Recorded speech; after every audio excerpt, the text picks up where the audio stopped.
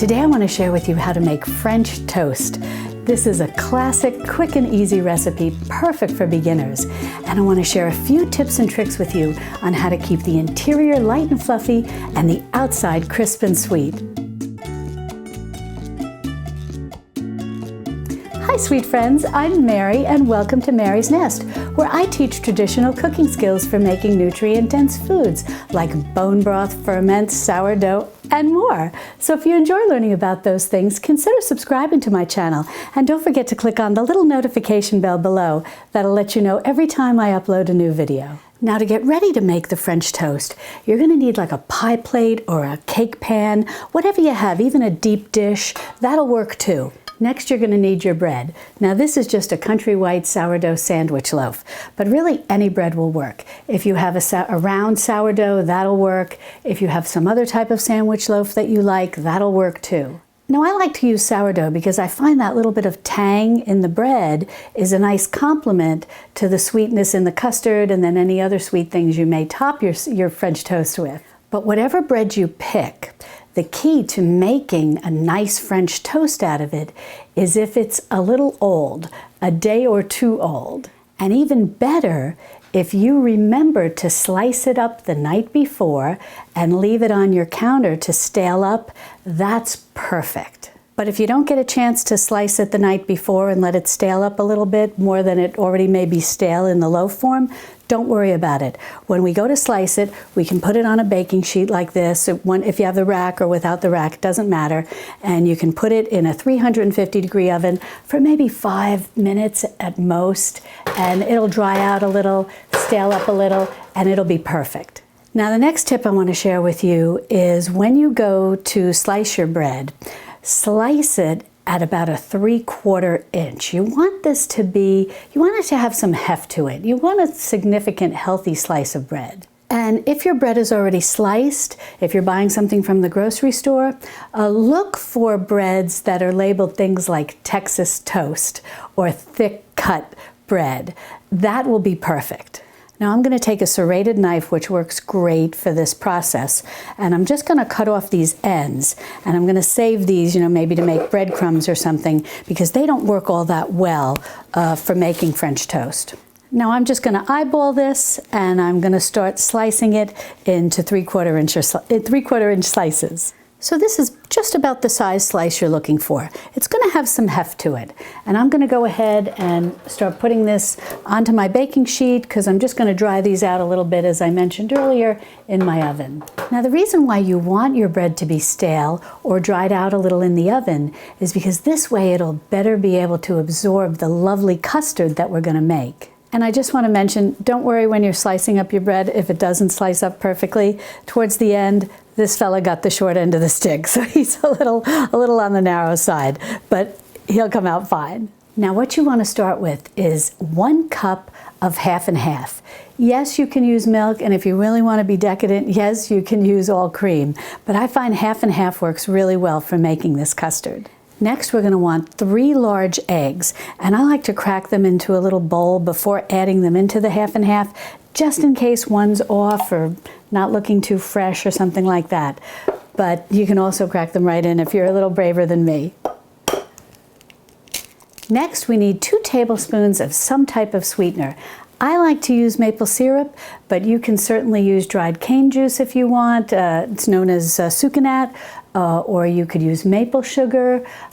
Yes, you can use white sugar, but if you can find some more whole sugar to use, all the better.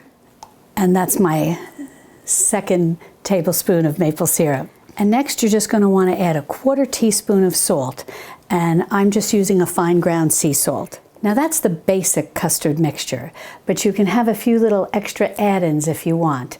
And what I like to do is add in a 1/2 teaspoon of ground cinnamon.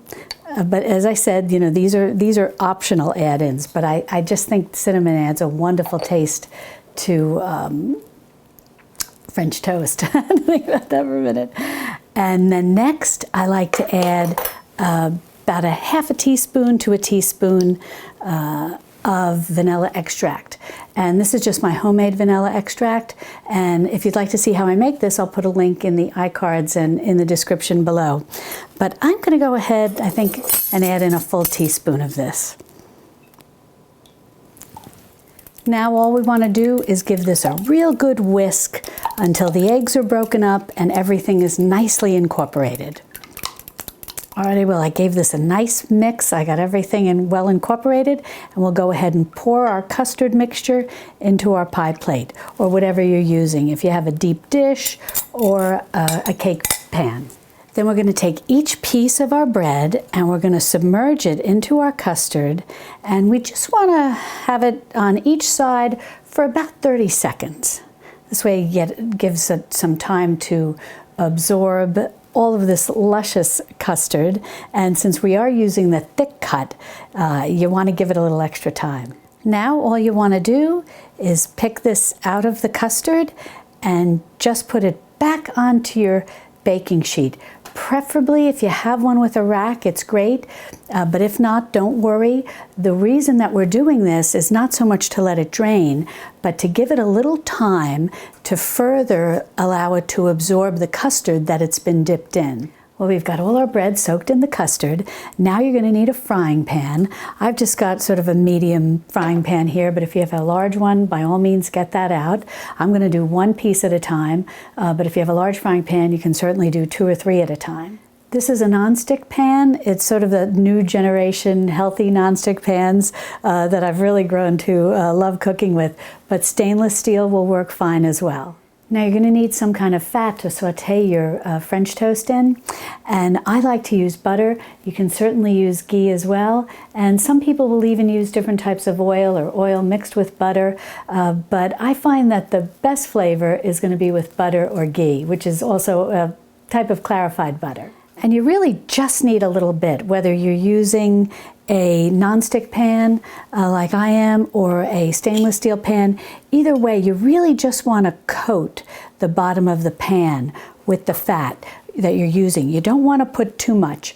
And you're just going to want to have this on a medium-low heat. Now, I know everybody's stove is slightly different, so it may be a low or a medium low. You're going to, when you do your first slice, start with a medium low, and then you can always adjust it down, because I'll show you, we'll be checking it to see how it's browning on the bottom, and then you'll know exactly what the right temperature is on your stove. Well, my butter's melted nicely, and we'll get ready to put our first slice of the French toast in. And now we'll just keep an eye on it as we cook it in here we'll start checking it at about 2 minutes, 2 to 3 minutes, but the reason why you want to have it on low or medium low is because you want to give it time to cook through and not burn on the outside. Now this is cooking nicely, and I'm going to overlay a picture so that you can see exactly what you're going to be looking for, with just sort of little bubbles all around the bread, bubbles of the butter sort of bubbling a little bit all around the bread, and you'll know you have the right temperature. Now I just took this out of the pan for a minute, and I'm going to take a picture and I'm going to overlay a close-up so that you can see how this is cooking after 2 minutes. It's starting to get some nice little golden bits and coloring nicely, but you'll probably want it to go maybe another 30 seconds or a minute more. Just keep an eye on it. Now this side is looking perfect. It went probably another 30 seconds, so about 2.5 minutes. But as I said, just keep an eye on it. Just get it to where you like the nice golden brown color, and then you'll get ready to flip it over. And now we'll cook for another 2.5 minutes on the other side. Now once your French toast has browned nicely, you can transfer it to a serving platter, preferably a heat-proof serving platter, and put it in a warm oven, whatever your lowest setting is, 150 or 170, and that'll keep each slice warm as you work through cooking them in your frying pan. Or if you want to take one extra little special step, you can get another baking sheet that's clean. Preferably if you have a rack in it, great, but if not, don't worry, you can put down some parchment paper. And you can go ahead and put these onto this baking sheet and just let them rest while you're cooking all the others, and each one you cook, come and put it on this baking sheet. Then go ahead and put this into a 375-degree oven for 5 minutes. These will take on a somewhat different texture than traditional French toast. It's almost as though you had maybe deep fried them.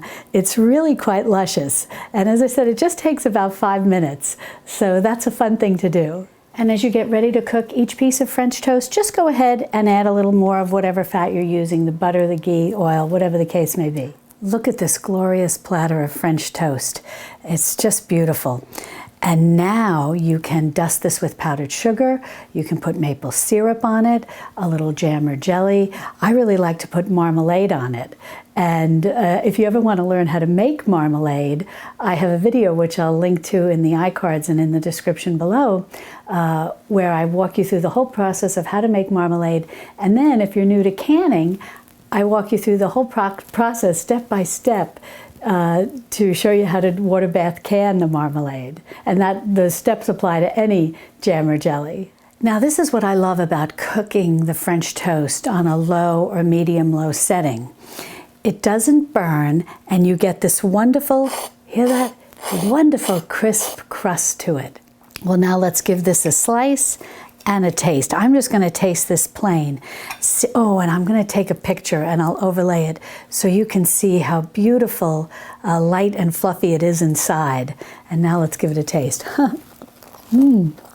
Mmm. So good. Well, I hope you'll give making French toast a try. It's easy, it's delicious, and thanks to the eggs and the half and half, it's nutritious too. Well, if you'd like to learn more about traditional cooking, be sure to subscribe to my channel, and then click on this video over here where I show you how to make a no-knead sourdough bread. It's fast and it's perfect for beginners, and I'll see you over there in my Texas Hill Country kitchen. Love and God bless.